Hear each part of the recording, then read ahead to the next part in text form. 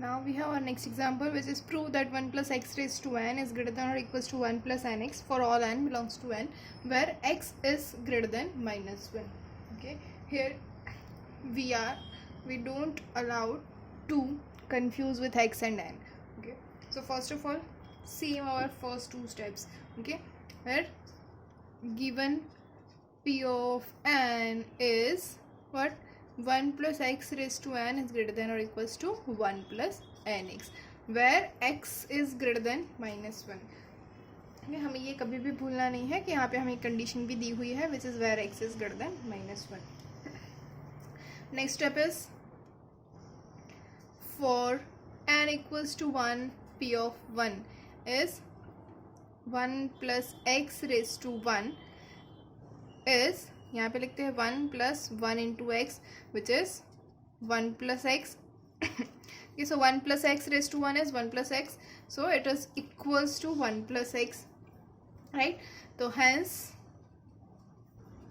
p of 1 is true, as we have both the signs greater than or equals to 1, equals to 1 plus nx. Okay, so p of 1 is true, we have proven that. Now let us assume that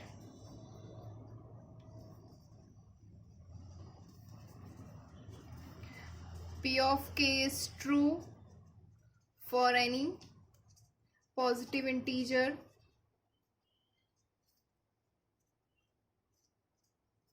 k. Okay, therefore p of k is क्या होगा? p of k 1 plus x raised to k is greater than or equals to 1 plus kx, and let us take this equation number 1. So now we have to prove that, okay, we shall prove that p of k plus 1 is true for whenever p of k is true. okay, p of k true है तब हमें p of k plus 1 true है ऐसा prove करना है. तो जैसे हमने आगे किया था, फिर से हमारे पास यहाँ पे इनइक्वालिटी की साइन आ गई है, ग्रेटर देन और equals to.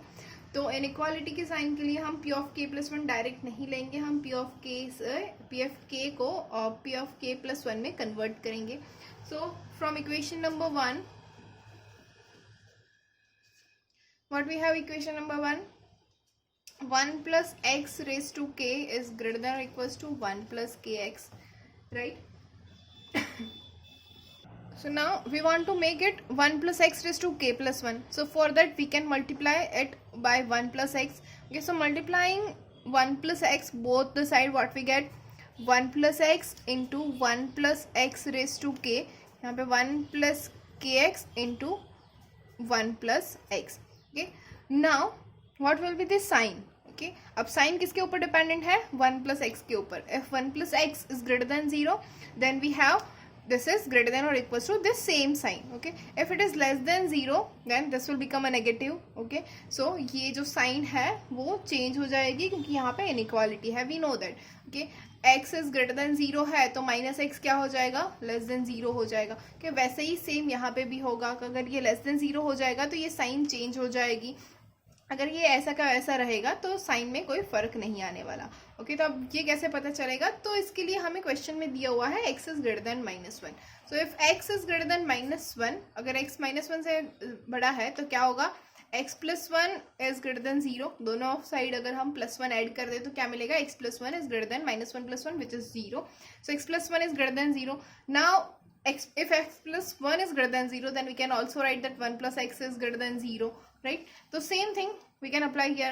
1 plus x is greater than 0, which is positive. अगर ये positive है तो साइन में कोई चेंज नहीं होने वाला है, right? So we can write this 1 plus x, यहाँ पे लिख देते हैं because of 1 plus x is greater than 0. So 1 plus x into 1 plus x raised to k is greater than or equals to 1 plus kx into 1 plus x. Okay, so this will implies that 1 plus x raised to k plus 1 is greater than equals to, अब इन दोनों को multiply कर देते हैं तो क्या मिलेगा? 1 plus kx plus x plus kx square, right? तो इसके इम्प्लाइज हमें मिलेगा 1 plus x raised to k plus 1 is greater than equals to 1 plus, अब इन दोनों में से x कॉमन निकल जाएगा तो मिलेगा k plus 1 plus k x square. Okay, अब देखिए हमें क्या चाहिए, 1 plus x raise to k plus 1 is greater than और equals to 1 plus k plus 1x, ये हमें यहाँ तक मिल गया है। अब बाकी बचा ये के एक्स स्क्वायर, तो के एक्स स्क्वायर क्या हो जाएगा। ओके, तो अगर के एक्स स्क्वायर जो है, एक्स स्क्वायर जो है वो तो पॉजिटिव ही होगा, x square is always greater than zero. Okay, as we have x is greater than -1, तो एक्स स्क्वायर हमेशा ग्रेटर देन जीरो ही होगा। अगर -1 से ग्रेटर देन नहीं हो फिर भी we know that the square is always positive, तो एक्स स्क्वायर तो ग्रेटर देन जीरो ही होने वाला है। अब के क्या है, we have that k is any positive integer, हमने यहाँ पे अभी लिखा हुआ है। ओके, तो के कहाँ पे बिलोंग करता है, इन नेचुरल नंबर्स n, के बिलोंग्स टू n। अगर नेचुरल नंबर है तो वो तो पॉजिटिव ही होगा, नेचुरल नंबर तो पॉजिटिव ही होता है, तो पॉजिटिव और पॉजिटिव मल्टीप्लाई करें तो ये तो पॉजिटिव ही होने वाला है। ओके, तो सपोज ये हमारे पास वैल्यू है 7 और ये है 3।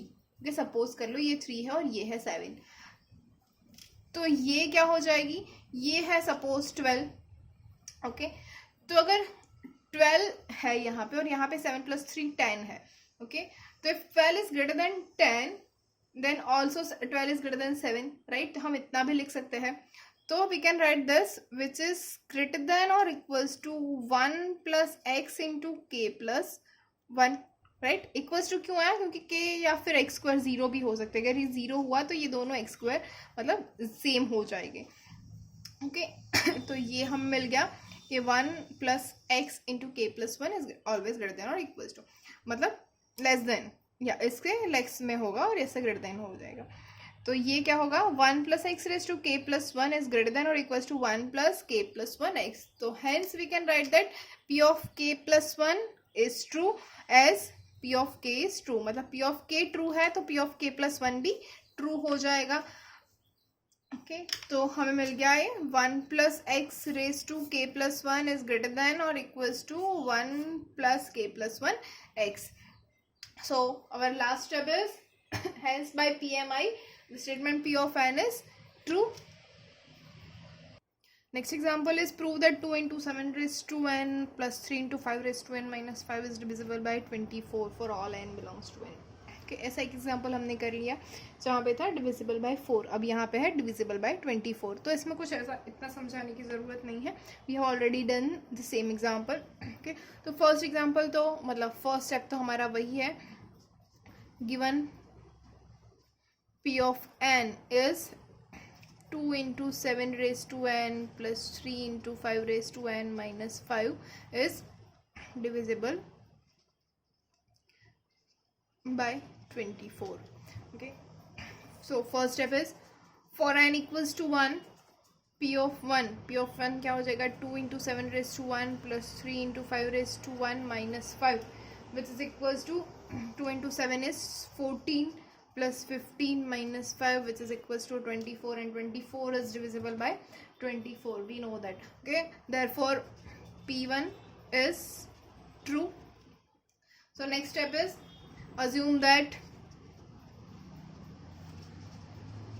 p of k is true for any positive integer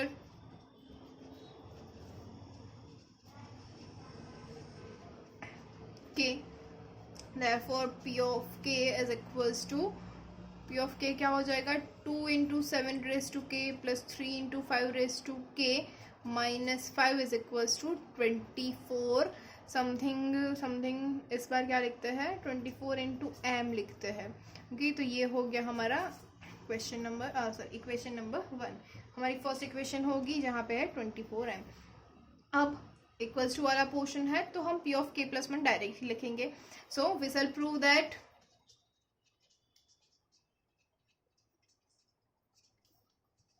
p of k plus 1 is true whenever p of k is true.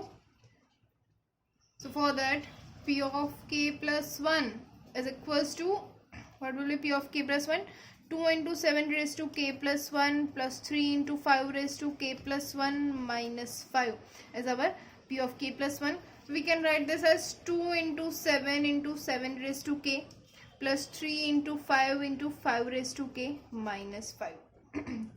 Okay, now we want the equation number 1, which is 2 into 7 raised to k plus 3 into 5 raised to k minus 5. So here we can say that 2 into 7 raised to k plus 3 into 5 raised to k minus 5. What will we have extra, which is 7 and 5. Okay, so same जैसे हमने आगे किया था वैसे यहाँ पे भी कुछ हम सब्सट्रैक्ट और ऐड कर देते हैं, तो ऐसे ही बना लेते हैं ना इसको. ओके, तो क्या आ जाएगा, अगर इसमें क्या ज़्यादा हो रहा है 7, हमने पहले भी यही किया था, जो 7 था उसको हमने निकाल लिया था, तो ले लेते हैं 7 बाहर, तो क्या मिलेगा 2 इंटू 7 रेज टू के. उसके बाद क्या है, पूरे वही जो फर्स्ट इक्वेशन है वो लिख देते हैं, प्लस 3 इंटू 5 रेज टू के माइनस 5 इसमें से. ओके, ये हो गया हमारा, राइट. यस, तो अब क्या करेंगे, इसमें से हमने 7 अब हमने ऐड क्या किया, देखिए यहाँ पे क्या है हमारे पास 3 इंटू 5 रेज टू के, ये हमारे पास ऑलरेडी है. ओके, लेकिन साथ में हमने 7 भी कॉमन निकाल लिया है. इसको मैं क्लोज कर देती हूँ ब्रैकेट. ओके, ये क्या मिला हमें 14 इंटू 7 रेज टू के, तो हमारे पास ऑलरेडी है. ये क्या है हुआ 7 into 3 that is 21 into 5 raise to k. अब हमारे पास क्या है 15 इंटू 5 रेज टू के, तो कितना ज्यादा लिया हमने 6 इंटू 5 रेज टू के, राइट. सो लिख लेते हैं माइनस 6 इंटू 5 रेज टू के, तो हो गया सेम. नाउ 7 इंटू 5 मतलब 35 माइनस 35 हुआ, और यहाँ पे हमारे पास क्या है माइनस 5, तो कितने ज़्यादा ले लिए हमने, यस 30 ज़्यादा ले लिए ना, तो क्या हो जाएगा प्लस 30 और माइनस 35, मतलब हो जाएगा हमारा सेम. ओके, देखिए हो गया पूरा. तो इसको मैं लिख सकती हूँ 7 इंटू, ये क्या हुआ 7 into 2 into 7 raise to k plus, ये हमारा हो गया इक्वेशन नंबर 1. और इक्वेशन नंबर 1 क्या है 24 इंटू एम माइनस, अब यहाँ से 6 कॉमन निकलेगा, तो क्या मिला 5 रेज टू के माइनस 5. ओके, इसको हम लिख सकते हैं फ्रॉम इक्वेशन नंबर 1. अब क्या करेंगे, अब यहाँ पे 24 तो यहाँ पे आ गया, हमें 24 से डिविजिबल है ये दिखाना है, राइट. आपको समझ में आ रहा है ना. ओके, तो ये 24 हम ले लेंगे बाहर, लेकिन यहाँ पे भी मुझे 24 चाहिए, और वो कहाँ से मिलेगा, तो यहाँ पे तो मेरे पास है 5 रेज 6 तो है मेरे पास. ओके, तो क्या बचा सिर्फ 4 बचा. अब मुझे ये दिखाना है कि 5 रेज टू के minus 5 is divisible by 4. Okay, तो वो हम दिखा सकते हैं साइड में, राइट. ओके, तो ये हो गया.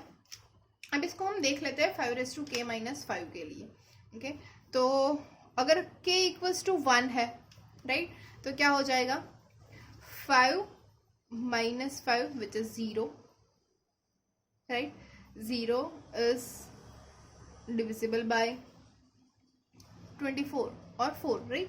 लेकिन अब हमें एक और चीज़ ये भी करनी है कि 1 के लिए तो हो गया है, तो k इक्वल्स टू 2 ले लेते हैं. k इक्वल्स टू 2 ले लिया, तो 25 माइनस 5 क्या हो जाएगा 20, and 20 is divisible by 4, right. अब k इक्वल्स टू 3 ले लेते हैं, तो हो जाएगा 125 minus 5 which is 120, and 120 is also divisible by 4, right. Now let us take k equals to 4, तो k इक्वल्स टू 4 के लिए क्या हो जाएगा 625 minus 5 which is 620, and it is also divisible by 4. तो पहले 4-5 केस में तो हमारा हो रहा है डिविजिबल बाय 4, मतलब कि ये सभी के लिए होना चाहिए, जैसे हमने देखा था हम वही कर रहे हैं प्रिंसिपल इंडक्शन. ओके, तो अब देखते हैं p ऑफ 1 के लिए, तो ये ट्रू है डिविजिबल बाय 4, तो k के लिए देख लेते हैं ना. तो k के लिए अज्यूम कर लेते हैं that is 5 raise to k minus 5 is divisible by 4. कि ये हो गया. अगर तो k प्लस 1 के लिए चेक करना है, हो जाएगा, हो जाएगा. ओके, कैसे, सेम प्रिंसिपल इंडक्शन मेथड से, तो वही कर लेते हैं. अब इसको आपको क्वेश्चन के मार्क के हिसाब से देखना है, अगर मार्क्स ज़्यादा है तो आपको ये भी प्रिंसिपल ऑफ मैथमेटिकल इंडक्शन से प्रूव करना है, अदरवाइज आपको यही लेके यहाँ पे चले जाना है. तो हमारे पास है 5 रेज टू के माइनस 5 डिवाइजेबल बाय 4, ये हो गया हमारा p ऑफ k. तो 5 रेज टू के माइनस 5 हम लिख देते हैं 4d, कोई भी, कि तो 4d है मतलब डिविजिबल बाय 4 है. तो p ऑफ k प्लस 1 लेते हैं, तो p ऑफ k प्लस 1 क्या हो जाएगा 5 raise to k plus 1 minus 5. अब जैसे हमने पहले किया था वैसे ही करेंगे, 5 इंटू 5 है, माइनस हमें 5 चाहिए तो 5 कॉमन निकाल लेंगे तो 5 हो जाएगा। तो 25 ऐड करते हैं, अगर -25 किया तो क्या हो जाएगा +20, तभी हमें यह ऊपर वाला मिलेगा, राइट। तो अब इसके अंदर से अगर हम 5 कॉमन निकालेंगे तो 5 -5 plus 20 which is equals to 5 into 5 is 4d as we have assumed। यहाँ पे इक्वेशन नंबर 1 बोल देंगे तो 4d plus 20 is also divisible by 4 as 4 into 5। यहाँ पे भी हमारे पास क्या आ गया 20d plus 20 तो which is divisible by 20, okay 20e लिख रहे हैं, and 20 is divisible by 4 तो 4 into 5 into e भी लिख सकते हैं। तो 4 से भी डिविजिबल है, 5 से भी डिविजिबल है और 20 से भी डिविजिबल है। तो ये हमारा क्वेश्चन, तो इसके ऊपर से हम लिख सकते हैं 5 is divisible by 4 तो which is equals to 7 into 24m। इसको मैं ऐसे ही लिख देती हूँ 6 इंटू ये हो गया 4d, यहाँ पे मैं लिख रही हूँ कि 4d हो जाएगा एस 5 इज डिविजिबल बाय 4। यहाँ पे हमें ये लिखा है वो लिख लेना है।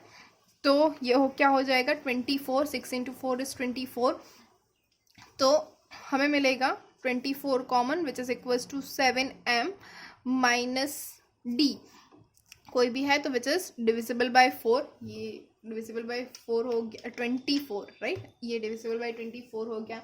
तो therefore p of k plus 1 is true, और लास्ट स्टेप आप लोग लिख ही लोगे which is hence by PMI the statement P of n is true as P of k is true। Next example, we have to prove that 1 square plus 2 square plus 3 square up to n square is greater than n cube by 3। Again we have the inequality portion, right? So start, given P of n is 1 square plus 2 square plus 3 square up to n square is greater than n cube by 3, okay, for all n belongs to n।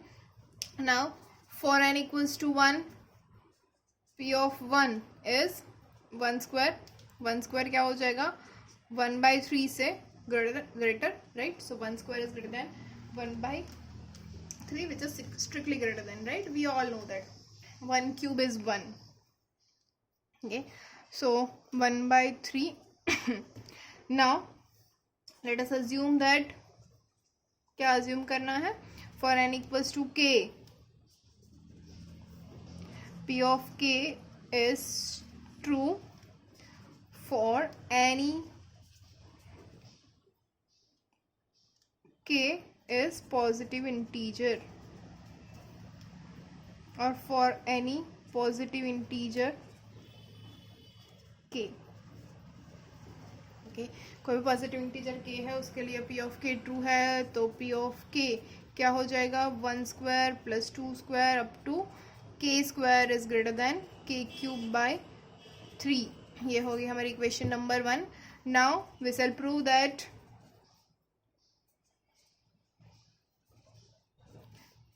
p of k plus 1 is true whenever p of k is true।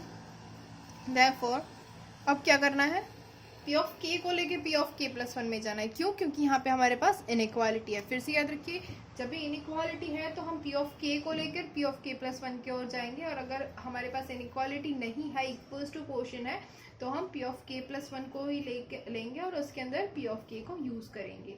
Okay, सो क्या करेंगे, adding, क्या कर रहे हैं यहाँ पे k plus 1 square एक और चाहिए, ओके, तो ऐड कर देते हैं ना हम इसको। तो adding k plus 1 whole square both the sides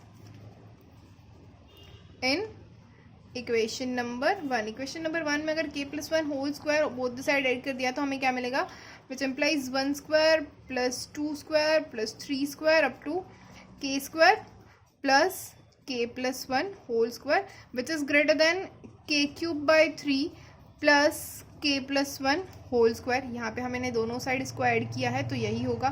तो अब ये तो हमारा हो गया p ऑफ k प्लस 1, तो मैं यहाँ पे यही लिख देती हूँ p ऑफ k प्लस 1, नहीं ऐसे ही लिख जाने देते हैं, मैं ऐसे ही लिख रही हूँ, आपको पूरा लिखना है 1 square plus 2 square up to k plus 1 square which is greater than अब ये क्या होगा, इसको हम मैं लिख सकती हूँ के क्यूब बाई 3 प्लस इसको हम अगर एक्सपांड कर दे तो क्या मिलेगा के square plus 2k plus 1. This is not necessary to say that a plus b whole square is equals to a square plus 2ab plus b square. Okay, सबको ये आता ही है. अब क्या करेंगे, इसका एलसीएम लेंगे. Yes, correct. Okay, so what will we take, which implies k cube plus 3k square plus 6k plus 3 divided by 3. Yes or no? Yes, which is equals to. अब क्या है, हमें क्या चाहिए, फर्स्ट ऑफ ऑल क्या चाहिए था हमें, के क्यूब बाय 3, राइट. अब यहाँ पे हमें क्या चाहिए, के प्लस 1 होल क्यूब बाय 3, तो डिवाइड बाय 3 तो आ ही गया है. अब हमें चाहिए यहाँ पे के plus 1 whole cube.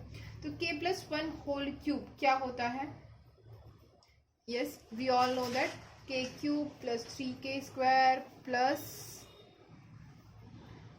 6k plus 3, right या नहीं, जी नहीं. क्या होगा, k cube plus 3k square plus 3k plus 1, ये होगा के प्लस 1 होल क्यूब, राइट. अब इसमें से हमारे पास क्या क्या है ऑलरेडी, तो के cube plus 3k square plus 3k plus 6k plus 3 है, मतलब प्लस 3k एक और है और प्लस 2 है. तो ये हो गया हमारा. तो जैसे हमने आगे कहा था कि k जो क्या है पॉजिटिव इंटीजर, तो 3k प्लस 2, अगर 3k प्लस 2 जो है वो पॉजिटिव हो जाएगा, ये भी पॉजिटिव है हमारे पास. तो सेम थिंग जो मैंने आगे बोला था, यहाँ पे 12 है, यहाँ पे 10 और यहाँ पे 7, मतलब यहाँ पे 7 है और यहाँ पे 3 है. तो अगर इससे ग्रेटर देन होगा तो इससे भी ग्रेटर देन होगा, राइट. तो इसको हम लिख सकते हैं, पूरा लिख देती हूँ, 1 square plus 2 square up to k plus 1 whole square is greater than 1/3 k cube plus 3k square plus 3k plus 1 plus 1/3 3k plus 2. Okay, इसको ऐसा हम लिख सकते हैं, which is greater than 1/3 k cube plus 3k square plus 3k plus 1 लिख सकते हैं. And this is equals to 1/3 k plus 1 whole cube. Okay, so therefore 1 square plus 2 square up to k plus 1 whole square is strictly greater than 1/3 k plus 1 whole cube. Hence, therefore, p of k plus 1 is true whenever p of k is true. तो हमने ये prove कर लिया. So last line जो हमारी सबकी favourite है और कुछ है ही नहीं यहाँ पे, क्या है, hence by PMI the statement P of n is true. Okay friends, so hopefully you are getting all this. Okay, if you have any query you can comment below. Thank you.